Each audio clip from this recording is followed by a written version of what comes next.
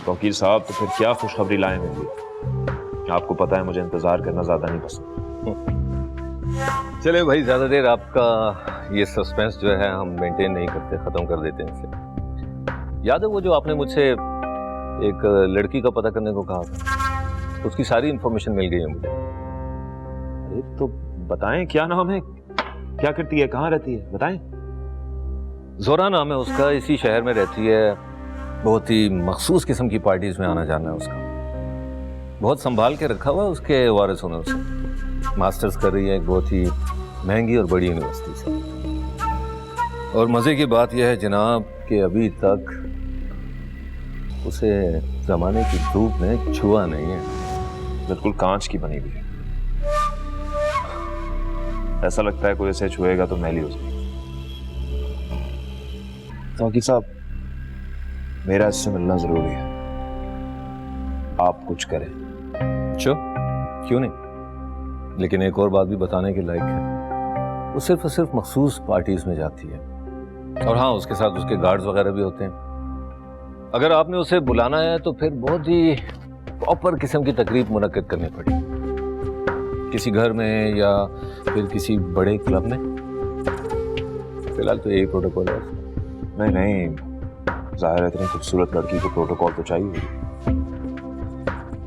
एक बहुत बड़ी पार्टी थ्रो करते हैं, वहां पर शहर के बहुत बड़े बड़े लोगों को इनवाइट करेंगे, लेकिन स्पेशल गेस्ट ये लड़की होगी। डन हो गया। इसी वीकेंड पर हम थ्रो करने वाले हैं ग्रैंड किस्म की पार्टी।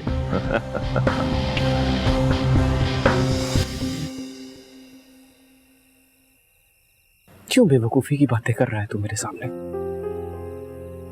अब्बा है ना, समझदार आदमी है, कुछ सोच समझ कर ही तुझे ये सब कुछ सौंप रहे होंगे ना। और वैसे भी मैंने अब्बा का बहुत दिल दुखाया है, उनकी उम्मीदों पर पूरा नहीं उतर सका। कम से कम तू उनकी उम्मीद मत तोड़ना यार, तू सहारा है उनका। नहीं भाई, मुझसे इतना बड़ा इम्तिहान मत लो। मैं कभी तुम्हारी जगह नहीं ले सकता। तुम जानते हो मैं कितनी अजियत से गुजरा हूं। लोगों की आंखों में छुपे सवाल मुझे तीर की तरह लग रहे हैं।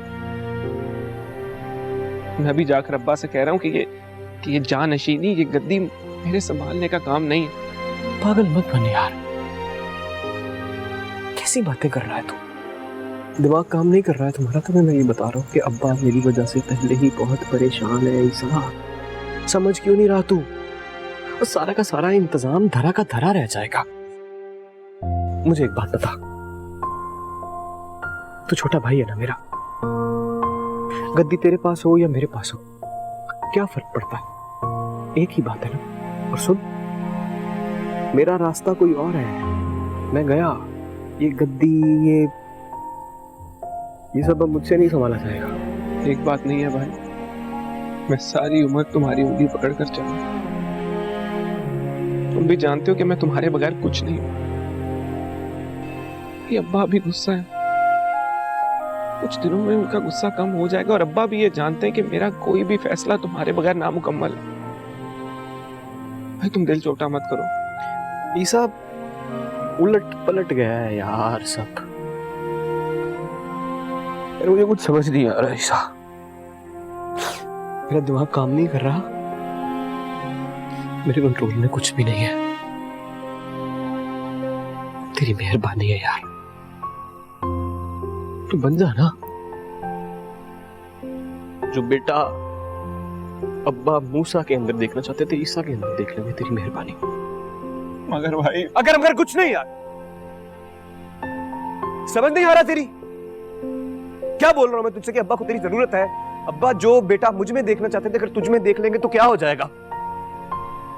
यार तेरी मिन्नत कर रहा हूं मैं भाई, तू मेरा छोटा भाई है यार। चल मेरी मदद कर दे, अगर ये कर देगा तो तेरे भाई की बेचैनी को जरा सा सुकून मिल जाएगा। तेरी मेहरबानी यार, अब कोई बहस मत करना, मान जा।